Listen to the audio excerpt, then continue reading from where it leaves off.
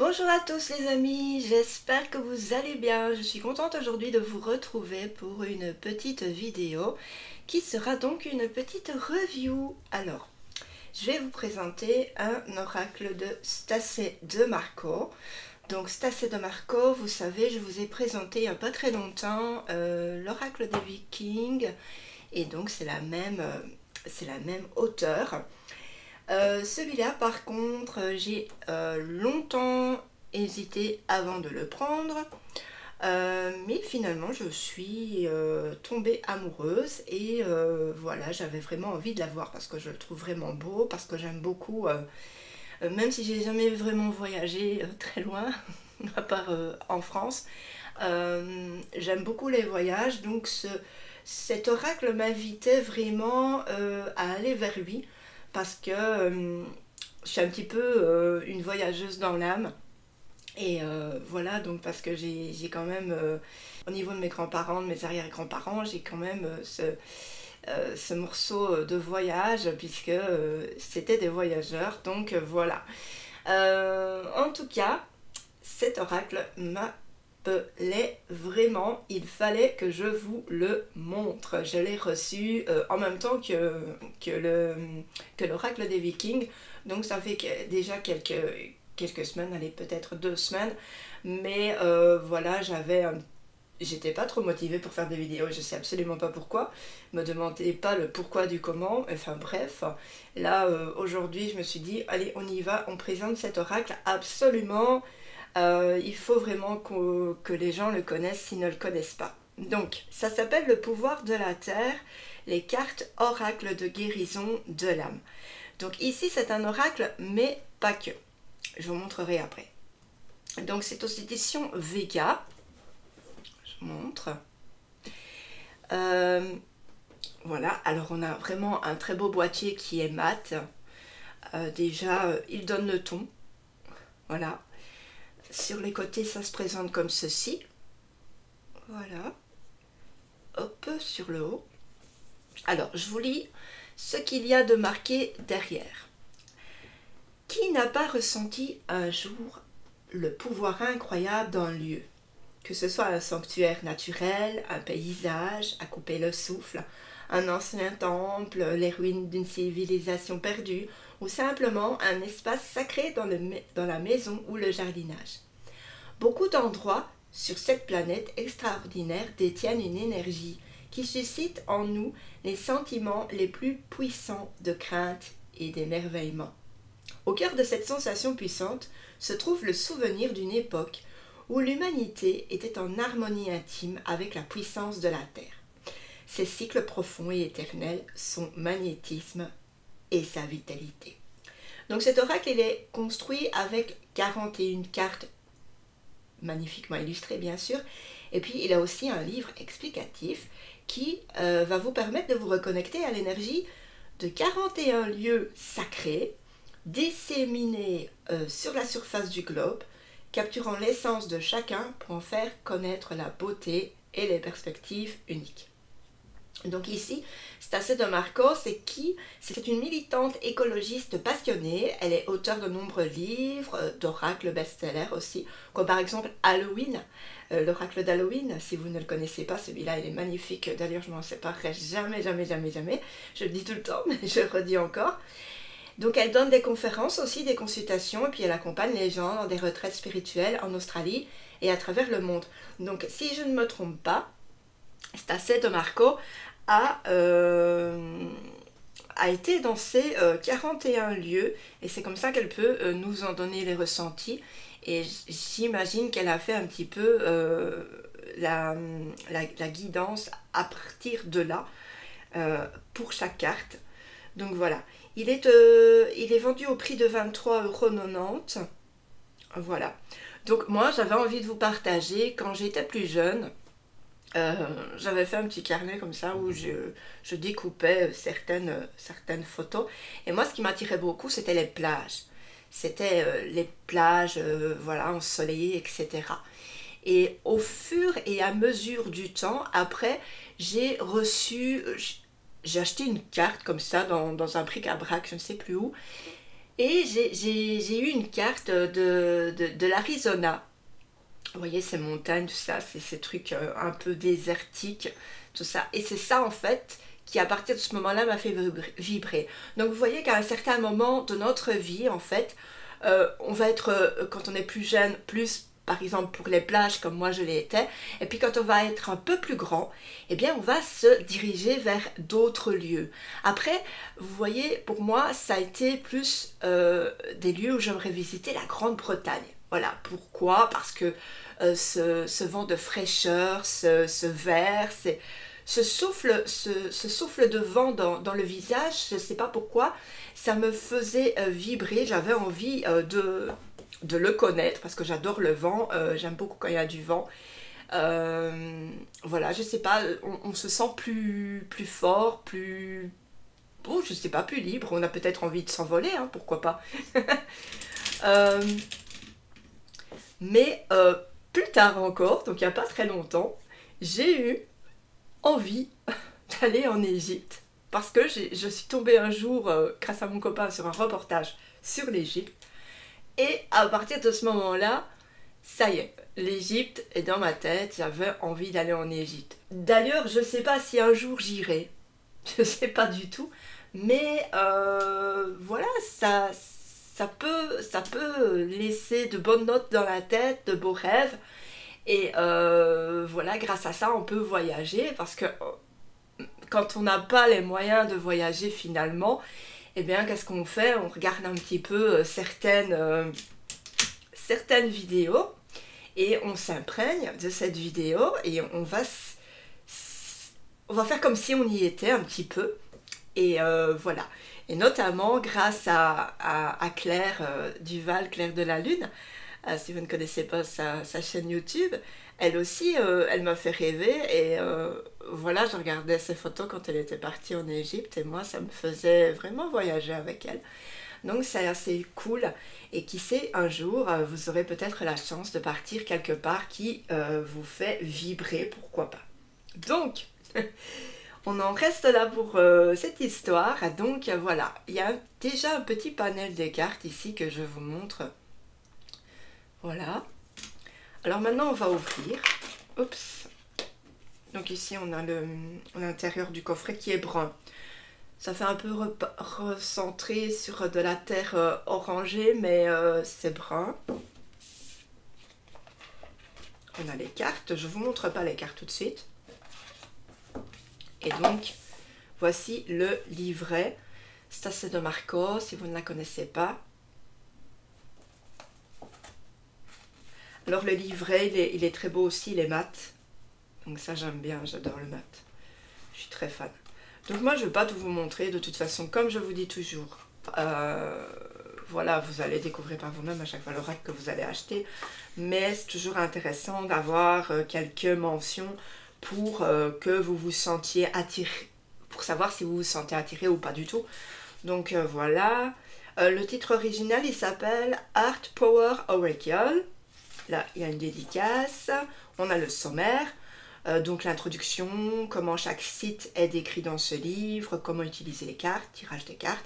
On a les lieux. Voilà, et à propos de l'auteur. On a une introduction. D'abord, je vous lis un petit peu le début. Pour les anciens, il eut d'abord le chaos, un univers tourbillonnant, composé de tout et de rien, une pure création explosive. Puis il y eut le désir créa la terre et la terre créa l'homme, et l'homme faisait partie de la nature. Voilà. J'aimerais bien qu'ils s'en souviennent, hein. C'est pas gagné. Alors, ici on nous dit tout le monde a ressenti la présence d'un lieu de pouvoir, et comme je vous le disais, hein, tout le monde a un jour ou l'autre eu envie ou a peut-être eu une vision dans sa tête d'y être déjà allé dans un lieu bien spécifique. Alors, entrer en communication avec le génie du lieu.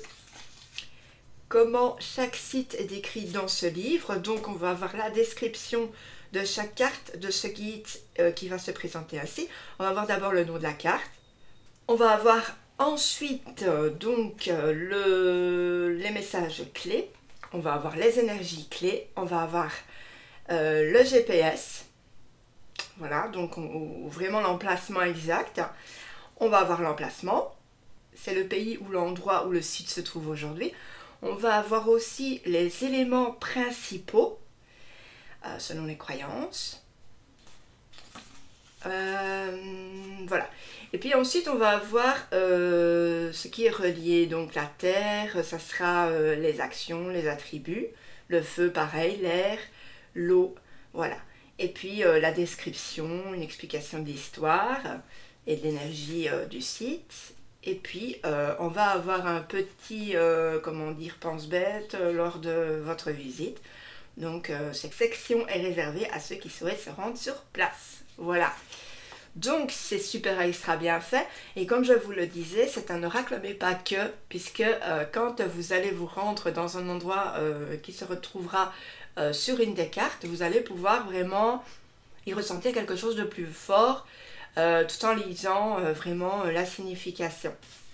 Alors ici on va voir comment utiliser les cartes. Donc toujours consacrer votre oracle, c'est-à-dire les bénir, les passer sous l'encens, etc.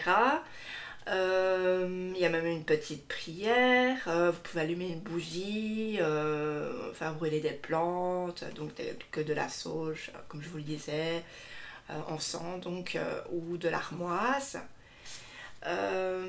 Ensuite on va avoir le tirage des cartes. On va avoir le tirage de l'hémisphère. Donc la carte 1 va représenter l'obstacle. La carte 2 va représenter la meilleure façon d'agir. On aura le tirage du voyage en 9 cartes. Donc on aura 3 lignes à ce moment-là. Alors ici, pour ce tirage, on va poser les 3 premières cartes en formant une ligne. Donc ici, ok. Donc la première ligne, ça va comporter la carte maîtresse de l'ensemble de la lecture, ok. Ligne 2, ce sera donner un aperçu des obstacles auxquels vous pourrez être confronté. Et ligne 3 va vous indiquer ce qu'il adviendra si vous procédez en tenant compte des messages qui vous ont été adressés dans le tirage. Voilà. Ensuite, on va avoir le tirage de la boussole. Ok. Donc nord, sud, est, ouest. Toujours avec les facilités d'interprétation. Donc la carte 1, par exemple, le nord, on va avoir la réponse objective. La carte 2, ce sera le problème. La carte 3, ce sera la cause de la situation. Et la carte 4, ce sera la leçon que vous devez en tirer.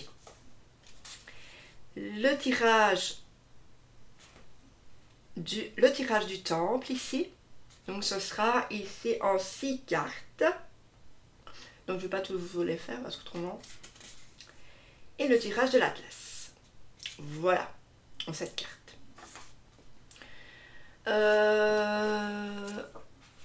Donc après, qu'est-ce qu'on va avoir? On va avoir les cartes. Comme je vous l'ai dit tout à l'heure, je vous ai fait la description de comment sera la carte.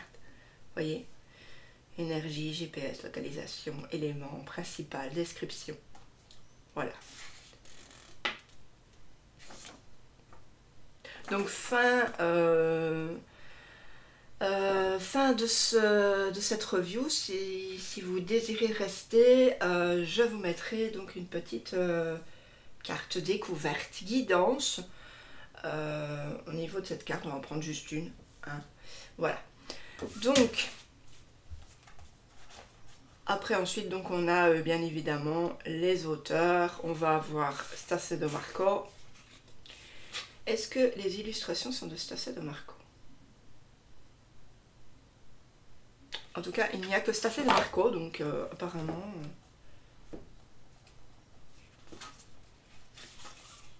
Oui. Je ne sais pas si l'illustration est de Stasè de Marco, mais enfin bon. Il n'y a qu'elle sur le livre. Donc, maintenant on va passer aux petites cartes. Donc les cartes, elles ont une tranche dorée, comme vous pouvez le voir. On se retrouve ici avec un dos, avec une boussole, point cardinaux. Voilà. Et on retrouve derrière comme des morceaux de fragments de terre, enfin une carte, de la terre. Voilà. Donc c'est un très beau dos, très bien, qui fonctionne très bien avec le jeu en fait. Voilà, j'adore. Allez, on va regarder maintenant les cartes une par une. Hop, je vous fais un zoom pour que vous voyez bien. Alors déjà, on a ici Wallenbeam, donc le mont Warning. Et vous voyez, en fait, on a cette petite phrase en dessous de chaque carte ici. Pour cette carte, c'est « Je crée mon propre destin et mes opportunités et je suis humblement éternel ». Voilà.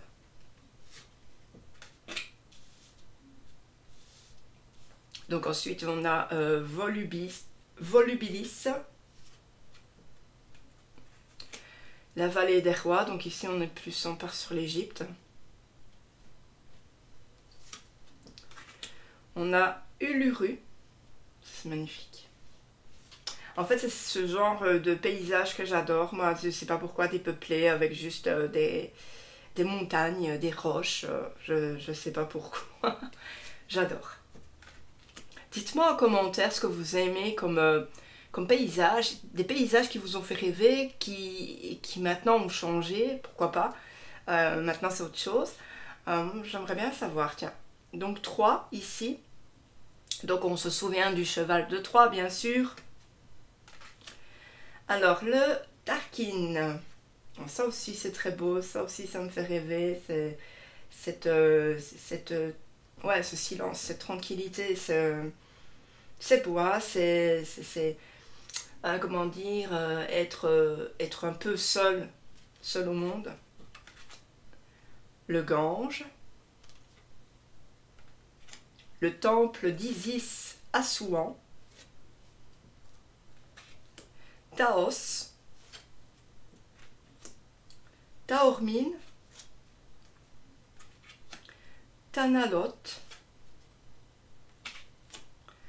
Svalbard, l'île Sumba. Alors vraiment des endroits que je n'avais jamais entendu parler. Donc. Alors la pyramide de Saqqara, la statue de la liberté, bon ça tout le monde connaît.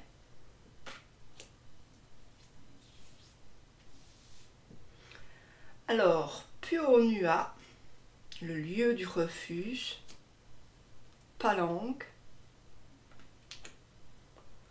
le mur d'obsidienne à Yellowstone. Alors mon lieu favori ici, ce sera une carte un petit peu, comment dire, Joker.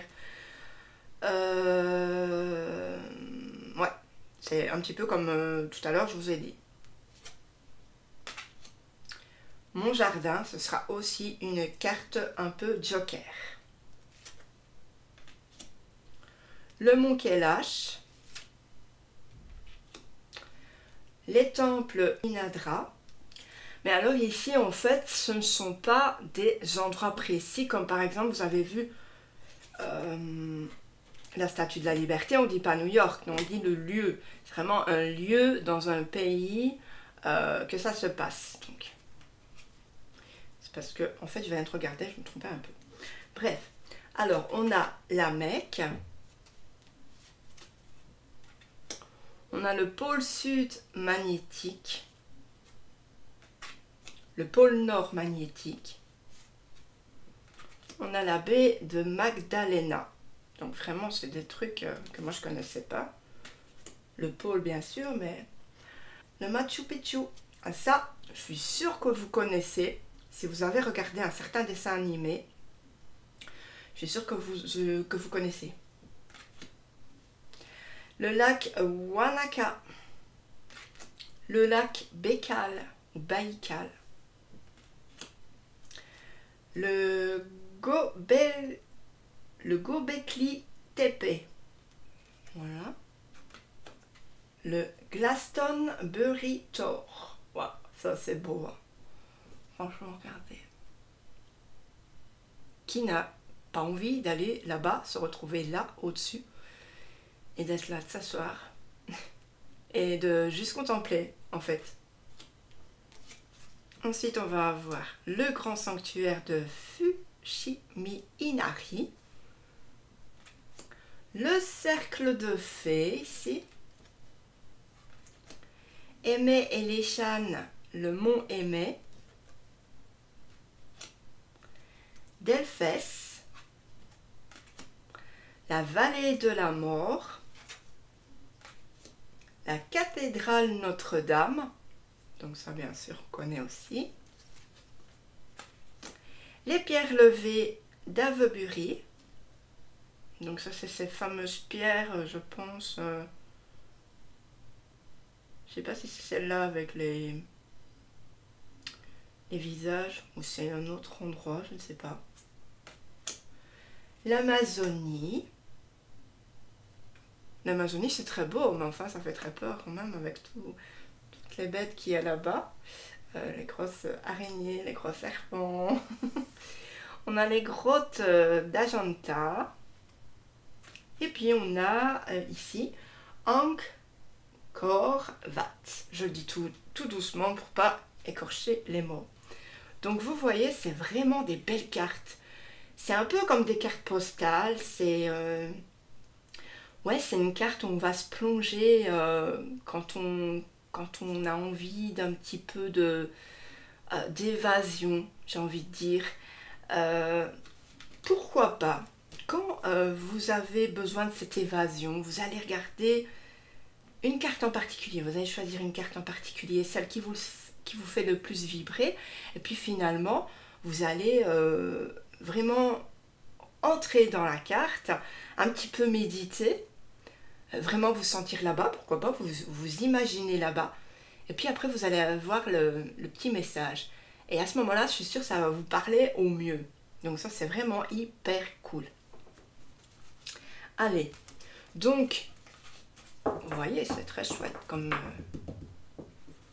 je suis sûre que vous allez avoir envie de la voir. Donc on va mélanger. Et on va prendre une carte, vous voyez, découverte comme ça. Donc voilà, j'ai mélangé, je vous passe le mélange parce que après... Puis on va chercher la carte gauche de la coupe. On va voir ce que ça dit pour nous tous. Donc on a le Pu'onua, le lieu du refuge. Je suis pardonné et je pardonne. Donc un lieu de refuge, moi ça me fait penser que peut-être à l'heure actuelle on se sent tous un peu perdus, qu'on ne sait plus très bien où est notre place, qu'on se demande vraiment où est notre place surtout.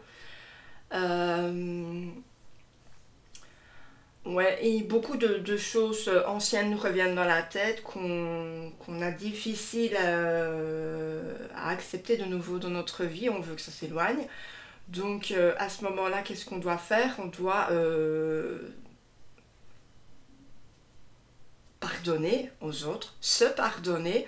Je vois aussi je suis pardonné, ça veut dire qu'on doit se pardonner, on doit se demander pardon pour certaines choses, mais voilà, essayer de tourner vers une nouvelle route, un petit peu dans sa tête, même si c'est difficile. Un peu essayer d'oublier les choses qui ne vous ont pas fait vibrer ou qui reviennent de temps en temps un peu pour semer le trouble. Voilà, donc vous avez besoin vraiment d'un lieu de refuge, et ce lieu de refuge actuellement c'est Pu'onua,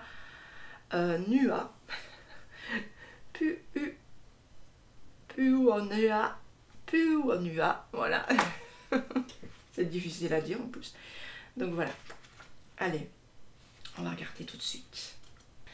Alors les amis, donc ici, les énergies clés, donc ce seront la paix, le pardon, le soulagement et le refuge absolu.